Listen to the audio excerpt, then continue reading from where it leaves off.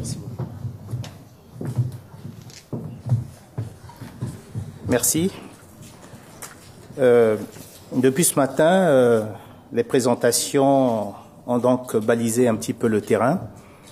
Je ne reviendrai pas sur un certain nombre de points puisque Johan a déjà totalement présenté la RED. Ensuite, Mélie a pratiquement parlé donc de tout ce qui concerne la RDC. Donc, je passerai assez rapidement sur les stratégies au niveau national concernant la RDC et j'essaierai de m'appesantir beaucoup plus sur d'autres aspects.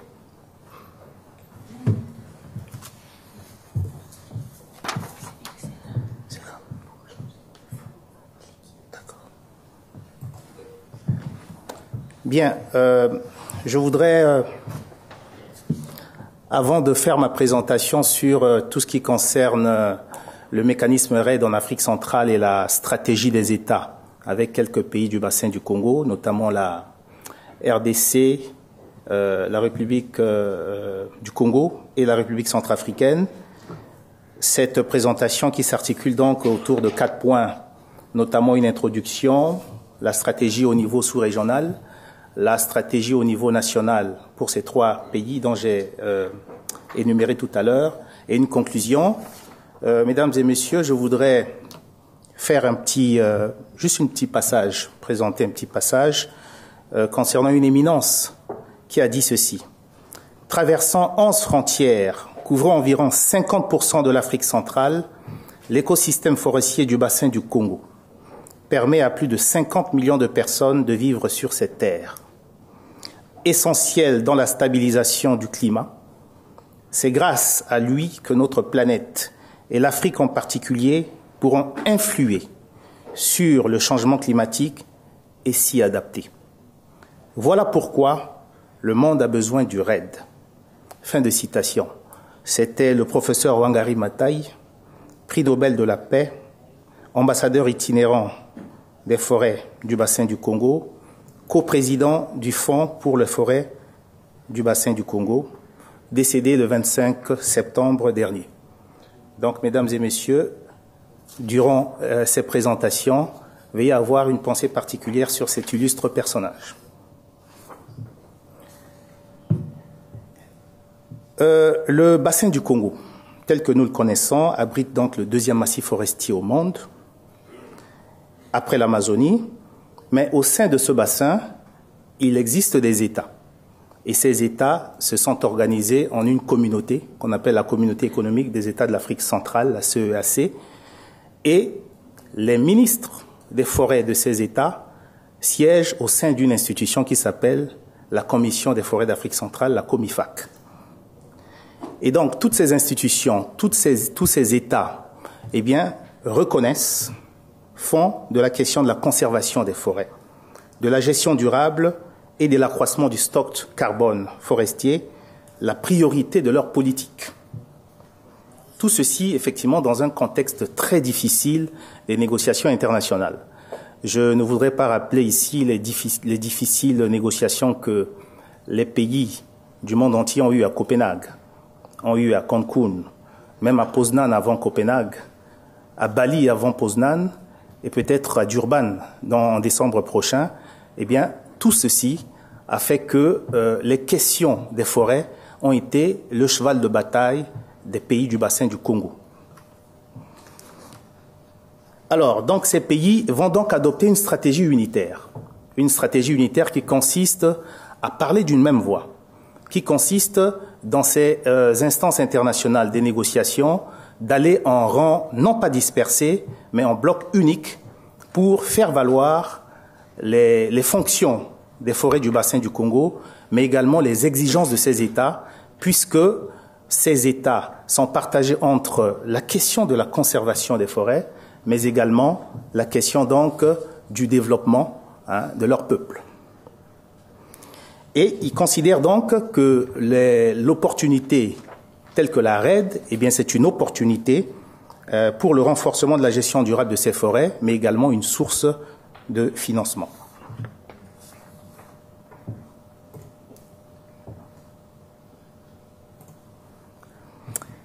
Bien, donc à Bali, à Poznan, à Copenhague, etc., eh bien, ces pays du bassin du Congo ont toujours eu une stratégie unitaire. Ça, c'est au niveau sous-régional.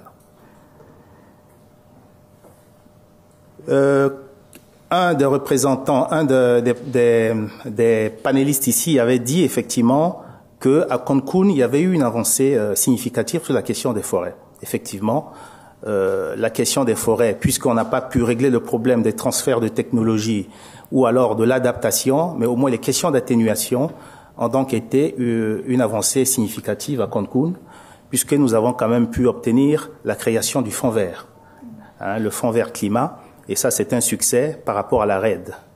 Donc je confirme ici.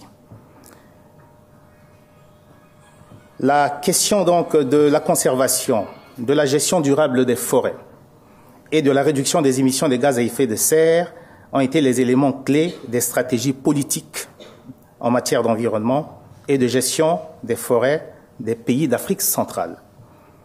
On peut donc observer deux niveaux de stratégie, un niveau sous-régional et un niveau donc de stratégie au niveau donc des pays, au niveau national. La stratégie sous-régionale, eh bien, va s'articuler autour d'un certain nombre d'aspects, mais je vais m'appesantir beaucoup plus sur la RED. Je ne vais pas rentrer dans les détails sur les autres politiques telles que l'aménagement forestier, qui est donc type de stratégie de gestion durable des forêts dans certains pays. D'autres pays, par exemple, c'est les forêts communautaires, qui constituent un peu une stratégie aussi de gestion de ces forêts. Je prends par exemple le cas du Tchad, qui a interdit l'usage des sachets plastiques et la coupe des bois. Au Tchad, c'est un crime. Eh bien, ça aussi, c'est des stratégies de gestion des forêts, durable des forêts et de lutter contre les changements climatiques. Pour m'appesantir uniquement sur le projet régional RED. Ces États ont mis donc en commun, ils ont mutualisé leurs efforts à partir donc des allocations du FEM 4 pour pouvoir élaborer d'ici 5 ans un projet régional RED qui va donc permettre de renforcer les capacités de ces États et bien entendu de coordonner les activités nationales en matière de RED pour le bien-être de leur population. Si la stratégie unitaire des pays du bassin du Congo est focalisée sur le processus, par exemple, RED, il faut également, je voudrais rappeler ici qu'il y a d'autres actions qui illustrent bien que ces pays du bassin du Congo sont unis dans les discussions. C'est par exemple les préparations aux discussions au niveau international avec donc les déclarations. Vous avez la déclaration de Kinshasa. Je ne voudrais pas rentrer dedans, mais si vous allez sur le site de la Comifac, vous allez voir les exigences qui sont consignées donc dans ces déclarations, la déclaration de Brazzaville. Toutes ces déclarations ont été en fin de compte les fils directeurs des discussions que les négociateurs des pays du bassin du Congo donc utilisent lors des discussions, soit à la conférence des parties, que ce soit à Copenhague, à Cancun ou ainsi de suite. Et même à Durban. Très probablement à Durban, en décembre, il est prévu donc une réunion à Brazzaville à la fin de ce mois pour pouvoir peaufiner la stratégie des pays du bassin du Congo afin d'aller donc en bloc unique à Durban et consolider les acquis de Cancun sur la RED, rappeler donc aux États riches, de par le principe de responsabilité historique commun mais partagé, qu'ils ont également des engagements en termes de réduction des émissions à 2 degrés ou à 1 degré, à 1,5 degré pour certains pays, comme les petits États insulaires disent que même réduire les émissions, le réchauffement à 2 degrés, eux, ils vont disparaître. Donc, on est très, très séparés, très divisés sur la question. Certains disent 1,5 degré et la Bolivie dit même 1 degré. Il faut pas, l'élévation de la température ne doit pas dépasser les 1 degré Celsius. Vous voyez donc, les négociations sont très difficiles parce qu'effectivement, les intérêts sont très divergents.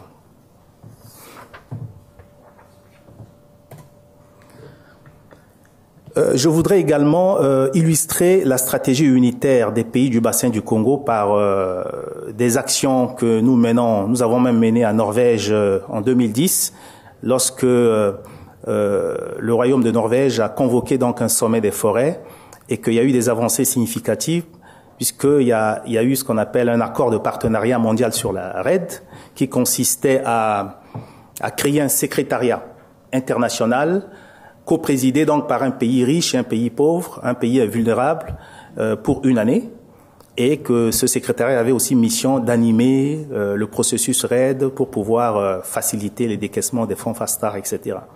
Et c'est à cette occasion que le président du Congo, Denis Sassou Nguesso, a donc fait valoir une fois de plus la position des pays du bassin du Congo à travers la déclaration de Brazzaville.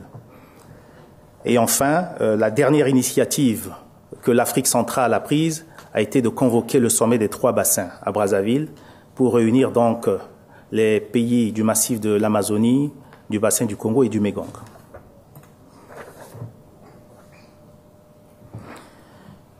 Je disais tout à l'heure que le projet régional RED était l'une des illustrations d'une stratégie régionale des pays du bassin du Congo. Ce projet régional RED, eh bien, est en cours de démarrage. Pour l'instant, les recrutements sont en train de se faire. Et ce projet régional, eh bien, est considéré un peu comme un outil structurant complémentaire aux initiatives menées au niveau local. C'est un projet de 13 millions de dollars américains et qui sera piloté par la CEAC, c'est-à-dire la CEAC est sur la présidence, mais la mise en œuvre sera assurée par la COMIFAC, la Commission des forêts d'Afrique centrale.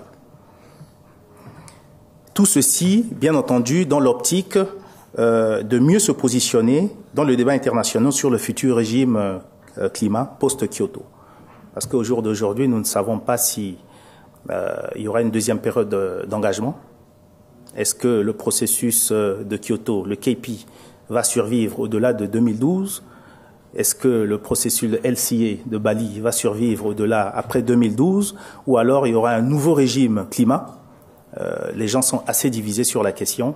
Mais en ce qui concerne le groupe africain, le G77 et la Chine, nous sommes pour une deuxième période d'engagement avec donc le KP LCA qui continue donc à exister et chercher donc un accord juridiquement contraignant. Mais vous avez des États comme des pays du groupe comme le groupe parapluie, etc. et le groupe européen qui sont assez mitigés sur la question. Donc vous voyez que les intérêts sont très très divisés sur la question.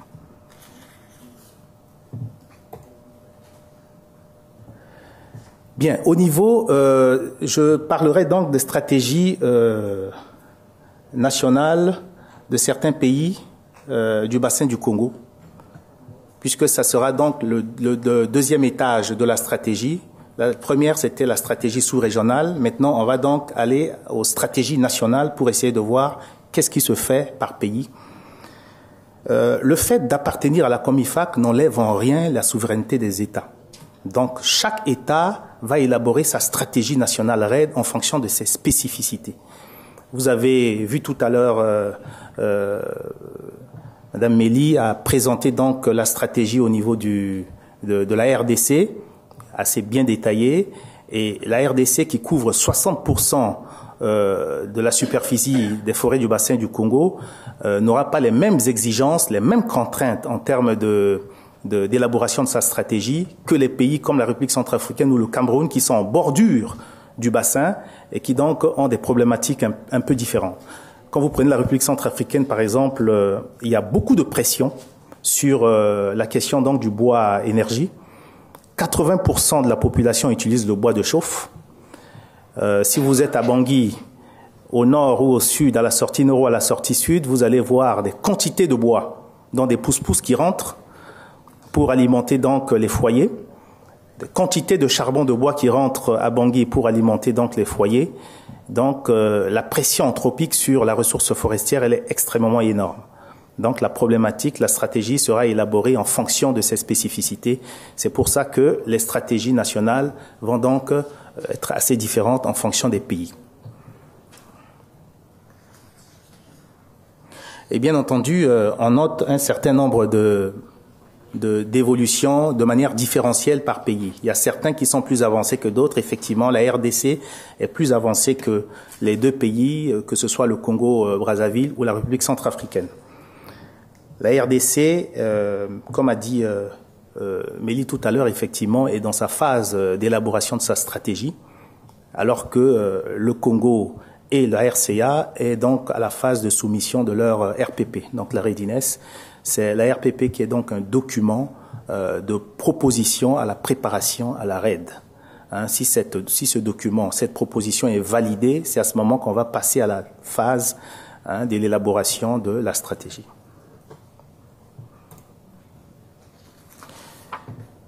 Bien, concernant le Congo, les informations que j'ai glanées sont des informations de février, mais ça a évolué effectivement très vite. Et je vais aller très rapidement sur donc ce diapo. Vous voyez, vous vous rappelez, Mélie avait déjà projeté ça avec donc la phase concernant la RDC. Et bien entendu, l'ancrage institutionnel. Vous voyez qu'on a une organe d'orientation, de décision et de planification, qui est donc l'organe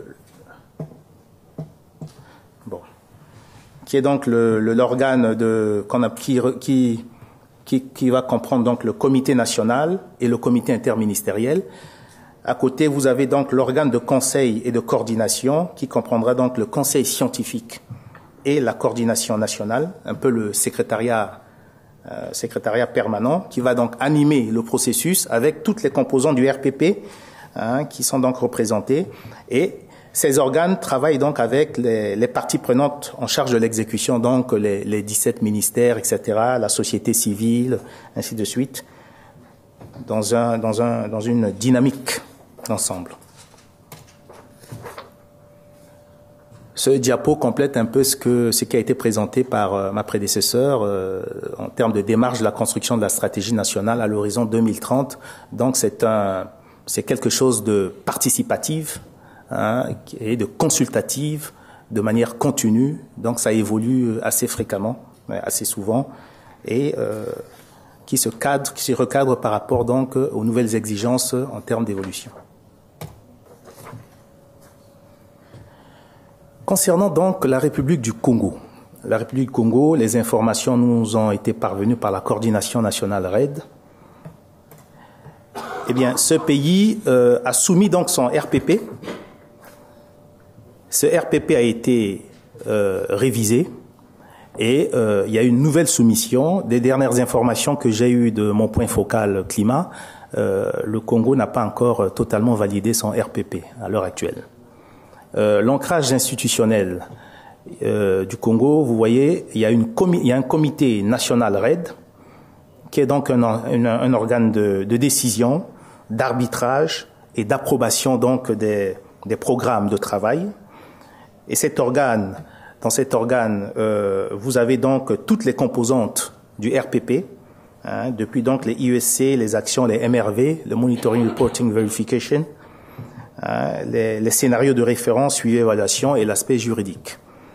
Cet organe travaille donc avec des comités départementaux qui représentent donc toutes les régions du Congo et avec la coordination nationale RAID qui est un peu le secrétariat permanent qui anime le processus et qui est appuyé par une cellule financière où les fonds RAID arrivent et vont donc appuyer l'activité de préparation à la RAID. Le RPP du Congo propose donc une loi RAID, un fonds RAID et un registre national RAID. Ça ressemble un petit peu pratiquement à la structuration du MDP, qui est à peu près la même chose également. En ce qui concerne l'option stratégique de la RAID en République du Congo, eh bien, on peut retenir 4 options stratégiques. La sécurité foncière, avec le renforcement des aires protégées, la gestion forestière durable, où il y a contrôle forestier, la gestion communautaire, les plans d'aménagement, la certification, la traçabilité, l'amélioration des techniques de production, etc. Et donc l'application des accords de partenariat volontaire FLECT, l'APV, FLECT. Le troisième axe stratégique, c'est la production agricole, c'est-à-dire l'accès au microcrédit, l'agroforesterie, la recherche de vulgarisation, le renforcement des capacités. Et enfin, le quatrième axe, c'est les bois énergie, c'est-à-dire capacité technique, filière et reboisement. La République centrafricaine. L'information nous a été parvenue par le Comité national de pilotage RAID en RCA. La République centrafricaine, comme vous voyez sur la carte, eh bien, le couvert végétal, donc la forêt humide, c'est pratiquement la partie sud, enfoncée. Vous avez un bout à l'ouest, qu'on appelle la forêt de l'Ouest, et vous avez un bout à l'Est, c'est la forêt de l'Est, et après on part vers des forêts arborées et on évolue vers la savane et la steppe. Donc c'est une zone de transition. La République centrafricaine est également dans la première phase, c'est-à-dire la phase de soumission de son RPP. Elle a soumis son RPP, le RPP a été révisé, et elle a soumis, la dernière soumission c'était en juillet. Et des dernières informations que j'ai reçues, eh bien, toutes les vérifications ont été validées. Ça, c'est des informations que j'ai reçues par le ministre de l'Environnement. Et donc, très rapidement, le RPP de la République centrafricaine sera validé. On pourra passer donc à la deuxième phase. Concernant l'option stratégique de la République centrafricaine, il y a 4 points identifiés. D'abord, le premier point, le système qui a permis donc d'identifier donc ces options stratégiques, c'est le système des matrices succès, échec potentiel, potentialité et obstacle, ce qu'on appelle le CEPO. 4 options stratégiques. Premièrement, il faut compléter le dispositif de zonage du territoire. Donc l'ensemble du territoire doit être zoné, les aires protégées, etc. Il faut améliorer les technologies et rendements agro-silvopastoraux, donc les itinéraires pastoraux et agricoles, les technologies efficientes d'exploitation et transformation du bois. Hier, on a beaucoup parlé de la transformation. Promouvoir la gestion durable des forêts à travers donc les aménagements forestiers légaux et durables, le reboisement, la foresterie communautaire, puisque chez nous, elle n'est pas encore opérationnelle, mais elle est inscrite dans la loi. Il faut donc la rendre opérationnelle. Impliquer davantage les populations locales dans la gestion forestière durable et développer la stratégie énergie domestique. Enfin, renforcer les institutions et la gouvernance. L'ancrage institutionnel de la République centrafricaine se présente de la manière suivante. Vous avez un comité national RAID qui est présidé par le Premier ministre chef du gouvernement, qui travaille directement avec les comités interpréfectoraux, donc la partie gauche, oui. Et ces comités sont représentés directement par les populations locales, etc., et les peuples autochtones. Et la coordination technique RAID, qui est donc l'instance d'animation du processus. En conclusion, nous pouvons donc dire que si certains États africains ont opté pour les MDP comme stratégie de lutte contre les changements climatiques en Afrique centrale, la stratégie d'atténuation des effets de changement climatique des États du bassin du Congo s'appuie sur le mécanisme RAID. Cette stratégie se structure en 2 niveaux. Vous avez un niveau sous-régional, avec donc la traduction du projet régional RAID, et une stratégie au niveau donc des États, avec donc le processus d'élaboration des stratégies nationales RAID. Donc, au-delà des initiatives nationales, les pays de la COMIFAC ont jugé pertinent de suivre les questions de RAID au niveau sous-régional afin de s'assurer de la coordination entre les États et du partage d'objectifs communs. Ils pensent que cette coordination peut permettre à terme de bénéficier d'économies d'échelle, c'est-à-dire grâce à des approches régionales, en particulier en ce qui concerne les aspects techniques et la production de connaissances. Mesdames et messieurs, je ne terminerai pas mes propos sans remercier les organisateurs qui ont permis que nous soyons ici. Je remercie donc de près, tous ceux de près ou de loin qui ont donc permis que nous donnons ce message de l'Afrique centrale. Et je dis tout simplement que ces types d'initiatives est louable, puisque c'est l'esprit, en fin de compte, du sommet des 3 bassins qui a été convoqué il y a quelques mois déjà à Brazzaville. Et je vous remercie.